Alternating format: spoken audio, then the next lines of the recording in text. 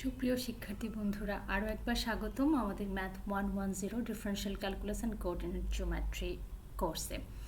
আমাদের এই সপ্তাহে অর্থাৎ ষষ্ঠ সপ্তাহে তোমাদেরকে যে জিনিসটা আমরা দেওয়ার চেষ্টা করেছি সেই বিষয়বস্তুটাকে বাংলায় পড়ার চেষ্টা করছি। ষষ্ঠ সপ্তাহে আমরা যে জিনিসটা তুলে ধরার চেষ্টা করেছি সেটা হলো পার্শিয়াল ডেরিভেটিভ কিংবা আংশিক অন্তরীকরণ। তাহলে দেখা যাক আংশিক অন্তরীকরণ ব্যাপারটা কি। আংশিক অন্তরীকরণ বোঝার আগে যে জিনিসটা সবচেয়ে ভালো করে বুঝতে হবে সেটা হলো মাল্টিভেরিয়েবল ফাংশন। এই পর্যন্ত অর্থাৎ পঞ্চম সপ্তাহ পর্যন্ত আমরা যে সমস্ত ফাংশন নিয়ে কথা বলেছি সেগুলো ছিল সিঙ্গেল ভেরিয়েবল কিংবা একটা মাত্র স্বাধীন চলকের ফাংশন, অর্থাৎ y is equal to F of x. মনে করতে পারছো নিশ্চয়ই। বাট এখানটাতে আমরা যেই ফাংশনগুলো বলার চেষ্টা করছি, যেমন w is equal to F of x Y, which is equal to 2x square y cube plus 2y plus 4x, অর্থাৎ এই ফাংশনটাতে স্বাধীন চলক কিংবা ইন্ডিপেন্ডেন্ট ভেরিয়েবল দুটো, একটা হচ্ছে x এবং আরেকটা হচ্ছে y। তেমনি করে এই উদাহরণটাতে আমরা দেখতে পাচ্ছি এই ফাংশনটাতে স্বাধীন চলক তিনটা, x, y এবং z। আবার এই উদাহরণটাতে স্বাধীন চলক চারটা, এক্স, ওয়াই, জেড এবং টি। তো এমনি করে যে সমস্ত ফাংশনাল রিলেশনের স্বাধীন চলকের সংখ্যা একের অধিক থেকে থাকে তাদেরকে আমরা বলি হচ্ছে মাল্টি ভেরিয়েবল ফাংশন। এবং এই পার্শিয়াল ডিফারেন্সিয়েশন বিষয়টা আসলে মাল্টি ভেরিয়েবল ফাংশন কিংবা একাধিক স্বাধীন চলকযুক্ত ফাংশনের সাথেই সম্পর্কিত। তোমরা আগে দেখেছো y is equal to F of x function, অর্থাৎ যে সমস্ত ফাংশনের স্বাধীন চলক শুধুমাত্র একটা, তখন আমরা যখন ডিফারেন্সিয়েশন কিংবা অন্তরীকরণ করেছি তখন আমরা কি করেছি, dy ওভার dx, অর্থাৎ y এর পরিবর্তনের হার x এর সাপেক্ষে বের করার চেষ্টা করেছি। এখন এই সমস্ত ফাংশনগুলোতে যেহেতু ইন্ডিপেন্ডেন্ট ভেরিয়েবল কিংবা স্বাধীন চলক একের অধিক, কখনো দুটো, তিনটা, চারটা কিংবা যে কোনো সংখ্যক হতে পারে, তাহলে পুরো ফাংশনটার পরিবর্তনের হার আমরা প্রত্যেকটা স্বাধীন চলকের সাপেক্ষে বের করতে পারি। তো এমনি করে যখন মাল্টিভেরিয়েবল ফাংশন কিংবা একাধিক স্বাধীন চলকযুক্ত ফাংশন থাকে তাদের পরিবর্তনের হার প্রত্যেকটা ইন্ডিপেন্ডেন্ট ভেরিয়েবল কিংবা স্বাধীন চলকের সাপেক্ষে আমরা বের করি, সেটাই হচ্ছে পার্শিয়াল ডিফারেন্সিয়েশন কিংবা আংশিক অন্তরীকরণ। তাহলে ব্যাপারটাকে আরেকটু ভালোভাবে বোঝার চেষ্টা করি। এখানটাতে পার্শিয়াল ডেরিভেটিভ কিংবা আংশিক অন্তরীকরণের ডেফিনেশন কিংবা সংজ্ঞাটা দেওয়া আছে। যেমন বলা হয়েছে, যদি আমার function z is equal to F of x Y, এখানটাতে আমরা দুটো স্বাধীন চলকের ফাংশন কনসিডার করছি এবং তার ডোমেইনে একটা বিন্দু এক্স নট ওয়াই নট নিচ্ছি। এখন এই ফাংশনটার পরিবর্তন নিশ্চয়ই এক্স এর সাপেক্ষে এবং ওয়াই এর সাপেক্ষে দুটোভাবেই আমরা ক্যালকুলেট করতে পারি, কারণ পুরো ফাংশনটার পরিবর্তন কিন্তু দুটো ইন্ডিপেন্ডেন্ট ভেরিয়েবল কিংবা স্বাধীন চলকের পরিবর্তনের উপর নির্ভর করে। তাহলে আমরা এই কাজটা পার্শিয়াল ডেরিভেটিভ বলছি এই জন্যে যে আমরা এই যে পরিবর্তন সেটাকে আমরা আংশিকভাবে, অর্থাৎ একটা ভেরিয়েবলের সাপেক্ষে আমরা ক্যালকুলেট করি। তাহলে কিভাবে আমরা সেটাকে সংজ্ঞায়িত করেছি, আমরা বলছি যদি একটা function z is equal to F of x Y হয় এবং তার মধ্যে একটা বিন্দু এক্স নট ওয়াই নট তার ডোমেইনের মধ্যে, তাহলে partial derivative of F with respect to x at the point x naught y naught, কখনো কখনো আমরা এটা কিভাবে বলতে পারি, call the partial derivative of z with respect to x at x naught y naught। সেটা আসলে কি, this is the derivative at x naught of the function that results when y is equal to y naught is held fixed and x is allowed to vary। অর্থাৎ আমি x এর সাপেক্ষে যখন এই ফাংশনটার পরিবর্তনের হার ক্যালকুলেট করব তখন আমি y এই চলকটাকে একটা কনস্ট্যান্ট কিংবা ধ্রুবক ধরে নেব। তাহলে আলটিমেটলি ফাংশনটা কী দাঁড়ায়, যেহেতু আমি ওয়াইটাকে ফিক্সড রাখছি, তাহলে this becomes a function of just only x, এবং এই ফাংশনটার পরিবর্তনের হার আমি এক্সের সাপেক্ষে ক্যালকুলেট করব। তাহলে এবং এটাকে আমরা ডিনোট করি এভাবে, এফ নিচে সাবস্ক্রিপ্ট এক্স, কিংবা আরও অনেক অন্য নোটেশনও আছে, আমরা একটু পরেই দেখব। তাহলে এই function Z is equal to F of x Y function, তার পরিবর্তনের হার কিংবা differentiation with respect to X, যখন আমরা ওয়াইটাকে ফিক্সড রাখছি কিংবা ওয়াইটাকে কনস্ট্যান্ট রাখছি, শুধুমাত্র এক্সের মানটাকে ভ্যারি করাচ্ছি। তাহলে ডিফারেন্সিয়েশনের তোমরা লিমিটের সংজ্ঞা শিখেছ, সেখান থেকে তাহলে আমরা কিভাবে সেটাকে সংজ্ঞায়িত করতে পারি। যেহেতু শুধুমাত্র এক্সটা পরিবর্তিত হচ্ছে এবং এক্সের এই সামান্য পরিবর্তন ডেল্টা এক্স, তাহলে delta x tends to 0 limit, এবং এভাবে করে আমরা সংজ্ঞায়িত করতে পারি ফাংশনটার পরিবর্তনের her with respect to x. তেমনি করে যেহেতু ফাংশনটাতে আরও একটা স্বাধীন চলক ওয়াই রয়েছে, তাহলে এই ফাংশনটার পরিবর্তনের হার আমরা ওয়াইয়ের সাপেক্ষেও ক্যালকুলেট করতে পারি, এবং ওয়াইয়ের সাপেক্ষে তাহলে যখন আমরা ক্যালকুলেট করব সেটা তাহলে কি হবে, সেই ক্ষেত্রে আমরা শুধুমাত্র ওয়াইটাকে ভ্যারি করাবো এবং এক্সটাকে ফিক্সড রাখবো। তাহলে সেক্ষেত্রে আমরা সেটার যে লিমিটের সংজ্ঞা সেটাকে আমরা এভাবে সংজ্ঞায়িত করতে পারি, অর্থাৎ limit delta Y tends to 0, যেখানে ওয়াইয়ের সামান্যতম পরিবর্তন ডেল্টা ওয়াই এবং এক্সটা ফিক্সড রয়েছে। So limit delta Y tends to 0 this. তো এমনি করে যদি ফাংশনটাতে 3টা স্বাধীন চলক থাকে, তাহলে অবশ্যই সে ফাংশনটার পরিবর্তনের হার আমরা তৃতীয় যে স্বাধীন চলক তার সাপেক্ষেও আমরা ক্যালকুলেট করে নিতে পারি। সো 2, 3, 4 যে কটাই থাকুক না কেন, প্রত্যেকটা স্বাধীন চলকের সাপেক্ষে আমরা এই ফাংশনটার পরিবর্তনের হার কিংবা ডিফারেন্সিয়েশন কিংবা অন্তরীকরণ করতে পারি। লক্ষ্য করে দেখো, আমরা যখন একটা ফাংশনের পরিবর্তনের হার একটা স্বাধীন চলকের সাপেক্ষে ক্যালকুলেট করছি, তখন আমরা অন্যান্য যে ভেরিয়েবল কিংবা স্বাধীন চলকগুলো রয়েছে সেগুলোকে ফিক্সড রাখছি কিংবা কনস্ট্যান্ট ধরে নিচ্ছি। তাহলে পুরো বিষয়টা আসলে ফাংশনটার পুরো পরিবর্তনকে কিন্তু একসাথে ক্যালকুলেট করছি না, আমরা পার্শিয়ালি কিংবা আংশিকভাবে আমরা তার পরিবর্তনের হারটাকে ক্যালকুলেট করছি। এই জন্য আমরা তাকে বলি পার্শিয়াল ডেরিভেটিভ কিংবা আংশিক অন্তরীকরণ। তাহলে আমরা পুরো বিষয়টাকে একটুখানি ছবির মাধ্যমে দেখার চেষ্টা করি কিংবা তার জিওমেট্রিক্যাল যে ইন্টারপ্রিটেশন সেটাকে বোঝার চেষ্টা করি। আমরা একটু মনে করার চেষ্টা করি, যখন আমরা এক চলক বিশিষ্ট ফাংশনের কথা বলেছিলাম, অর্থাৎ y is equal to F of x, এই ফাংশন নিয়ে কথা বলছিলাম, তখন আমরা dy ওভার dx কিংবা y এর পরিবর্তনের হার x এর সাপেক্ষে, সেটা দিয়ে আমরা কি বুঝিয়েছি, সেটা আমরা বুঝিয়েছি যে সেটা y এর পরিবর্তনের হার x এর সাপেক্ষে, অথবা এই বিষয়টা আরেকটা জিনিস আমাদেরকে দিয়েছে, যেটা হলো যে এক্স ওয়াই বিন্দুতে y is equal to F of x ফাংশনের উপর আমি যদি একটা ট্যানজেন্ট কিংবা স্পর্শক আঁকি, সেই স্পর্শকটার ঢাল। তো তেমনি করে যখন মাল্টিভেরিয়েবল ফাংশন কিংবা একাধিক চলকযুক্ত ফাংশনের পার্শিয়াল ডেরিভেটিভ নিয়ে আমরা কথা বলবো, সেটাকেও কিন্তু আমরা ঠিক একইভাবে ব্যাখ্যা করতে পারি। যেমন এখানটাতে আমরা একটা ফাংশন বলছি z is equal to F of x Y. এখন ফাংশনটা যেহেতু দুটো ভেরিয়েবলের, তো তার যে রেখচিত্রটা সেটা হবে একটা সারফেস অবশ্যই। এখন একটা নির্দিষ্ট বিন্দু এক্স নট ওয়াই নট, এই এক্স নট ওয়াই নট বিন্দুটা যদি আমি কনসিডার করি, তাহলে এই এক্স নট ওয়াই নট বিন্দুতে ফাংশনটার যে পরিবর্তনের হার আমরা with respect to x calculate করতে পারবো এবং with respect to y calculate করতে পারবো।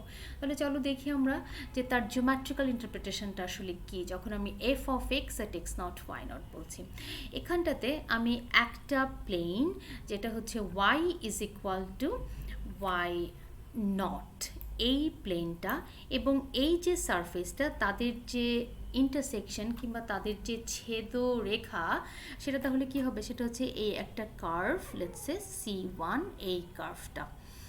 এখন f of x at x naught y naught, সেটা আসলে কি ইন্টারপ্রেট করে, সেটা মিন করে যে y is equal to z is equal to f of x y, এই ফাংশনটার পরিবর্তনের হার x এর সাপেক্ষে অ্যালং দিস কার্ভ C1 অর্থাৎ CY রেখার মধ্য দিয়ে এই ফাংশনটার যে পরিবর্তন সেটাকেই ইন্ডিকেট করে হচ্ছে f of x at x0 y0। তেমনি করে f of y সেটা কি রিপ্রেজেন্ট করে, সেটা রিপ্রেজেন্ট করে হলো যে আমি যদি এবার এই হচ্ছে আমার surface w is equal to f of x y এই ফাংশনটা, এবং একটা তল সেটা x is equal to x0, তাদের মধ্যবর্তী অর্থাৎ তাদের যে ছেদরেখা সেটা যদি এই C2 কার্ভটা হয়, C2 কার্ভ, তাহলে এই C2 কার্ভে আমি বলবো যে f of y at x0 y0 সেটা হচ্ছে x0 y0 বিন্দুতে w is equal to অর্থাৎ z is equal to f of x y ফাংশনের পরিবর্তনের হার along that curve C2। দেখো আমি অবশ্য লাল দাগ দিয়ে জিনিসটাকে একটু বেশি করে ফেলেছি। দেখো যে এই x0 y0 বিন্দুতে এই C1 কার্ভের উপর তুমি যদি ট্যানজেন্ট আঁকো সেটাই হচ্ছে তোমার f of x at x0 y0।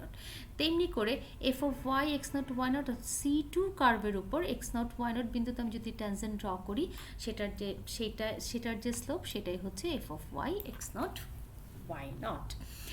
তাহলে আমরা একটা উদাহরণ দেখি, যেমন এখানটাতে আমরা একটা এক্সাম্পল নিয়েছি w is equal to f of x y z। এখানটাতে তোমার স্বাধীন চলক তিনটা রয়েছে x y z এবং এই ফাংশনাল রিলেশনটা ডিফাইন করা আছে এভাবে।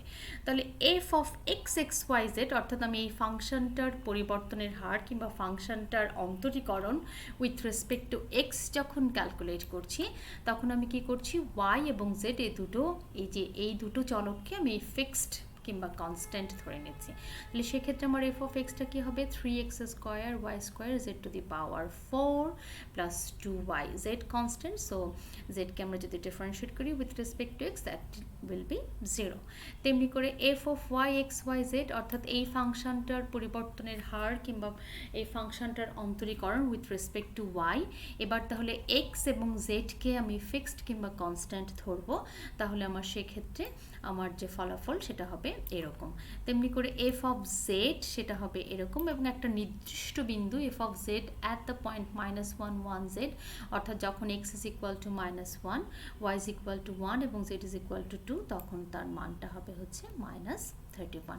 লক্ষ্য করে দেখো আমি যখন ফাংশনটার পরিবর্তনের her with respect two x কিংবা উইথ রেসপেক্ট টু y কিংবা with respect two z calculate করছি তখন যে রেজাল্টটা পাচ্ছি সেটাও কিন্তু ফাংশন অফ মাল্টি ভেরিয়েবল, অর্থাৎ সেখানটাতেও কিন্তু আমার যে স্বাধীন চলক সেটা কিন্তু একের অধিক। তাহলে পরে আমি এই যে f of x সেটার আবার পরিবর্তনের হার অবশ্যই with respect two x y z calculate করতে পারি। তেমনি করে f y সেটাও function of x y z, f of z সেটাও function of x y z। তাহলে এই f of x f of y f of z সেগুলোকে কিন্তু আমি আরও ডেরিভেটিভ করতে পারি কিংবা আরও বার তার অন্তরীকরণ করতে পারি, অর্থাৎ এখানটাতে আমি পর্যায়ক্রমিক অন্তরীকরণ কিংবা হায়ার অর্ডার ডেরিভেটিভ সেটা কিন্তু আমি করতে পারি। অর্থাৎ f of x তাকে যদি আমি আরও একবার ডিফারেন্সিয়েট করি বা আরেকবার অন্তরীকরণ করি উইথ রেসপেক্ট টু x সেটাকে কি হবে f x x।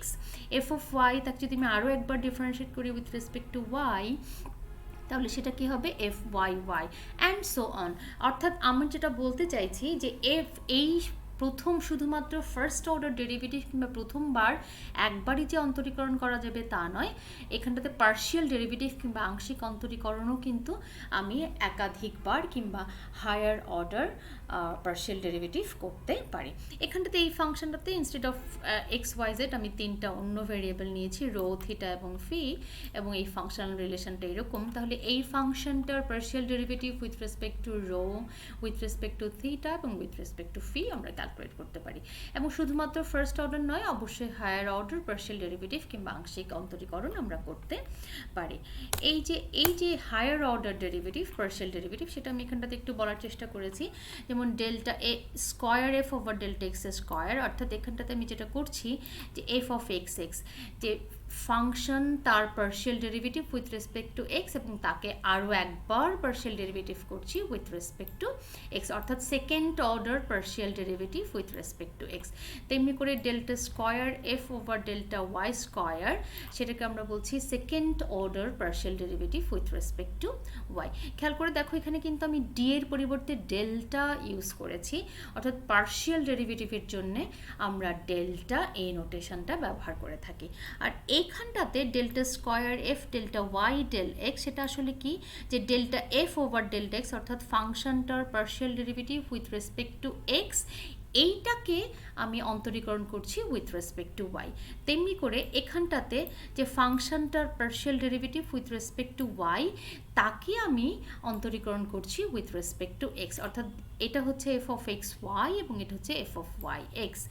এখন একটা মজার ব্যাপার হচ্ছে, আমাদের অ্যাডভান্সড ক্যালকুলাসে আমরা প্রমাণ করে দেখাতে পারি, একটু আমাদের আর একটু জানতে হবে, তাহলে আমরা প্রমাণটা বুঝতে পারবো। বাট এখন প্রমাণ ছাড়াই আমি শুধু তোমাদেরকে বলার চেষ্টা করছি যে তুমি দেখবে যে f of x y will be equal to F of y x, অর্থাৎ একটা ফাংশনকে তুমি যখন হায়ার অর্ডার পার্শিয়াল ডেরিভেটিভ করছো, তখন তাকে কোন অর্ডারে করছো সেটা কোনো ব্যাপার নয়। এন্ড অফ দ্য ডে কিংবা দিন শেষে তুমি একই রেজাল্ট পাবে, অর্থাৎ ফাংশনটাকে আগে partial derivative with respect to X করে তারপর রেজাল্টটাকে partial derivative with respect to Y করলে যেটা হবে, ফাংশনের আগে partial derivative with respect to Y করে তারপর partial derivative with respect to X করলে একই রেজাল্ট পাবে। অর্থাৎ যখন হায়ার অর্ডার পার্শিয়াল ডেরিভেটিভ করবে, তখন তার অর্ডারটা কাকে আগে, কোনটাকে আগে করছো সেটা কোনো ম্যাটার করে না, যে কোনো অর্ডারে করলে পরেই আমরা একই রেজাল্ট পাই। তাহলে এতক্ষণ পর্যন্ত আমরা যেটা বলার চেষ্টা করছি সেটা হচ্ছে, যেহেতু একটা ফাংশন মাল্টি ভেরিয়েবল ফাংশন, যেখানটাতে স্বাধীন চলকের সংখ্যা একের অধিক, তাহলে সেই সমস্ত ফাংশনগুলোর অন্তরীকরণ আমরা প্রত্যেকটা স্বাধীন চলকের সাপেক্ষে করতে পারি। এবং যখন একটা স্বাধীন চলকের সাপেক্ষে করি, তখন আমরা বাকি চলকগুলোকে যেহেতু আমরা ফিক্সড কিংবা কনস্ট্যান্ট হিসেবে ধরে নিই, তাহলে একবারে আমরা কিন্তু পুরো ফাংশনটার পরিবর্তনের হারটাকে ক্যালকুলেট করতে পারি না, বরং আমরা আংশিকভাবে একটা করে একটা স্বাধীন চলকের সাপেক্ষে ফাংশনটার পরিবর্তনের হার কিংবা অন্তরীকরণ করি। তাহলে এবার জাস্ট আরেকটা জিনিস একটু বলে শেষ করি, সেটা হচ্ছে টোটাল ডিফারেন্সিয়েশন। তাহলে এবার এই ফাংশনটার যে টোটাল অন্তরীকরণ কিংবা সম্পূর্ণ অন্তরীকরণ, সেটাকে আমরা কিভাবে ডিফাইন করব। ধরে নিই আমার একটা function u is equal to F of x y, আমি এখানটাতে দুটো স্বাধীন চলকের ফাংশন ধরে নিয়েছি। তাহলে এই ফাংশনটার টোটাল ডেরিভেটিভ, এবার টোটাল ডেরিভেটিভের জন্য আমি কিন্তু ডি এই সিম্বলটা ব্যবহার করেছি।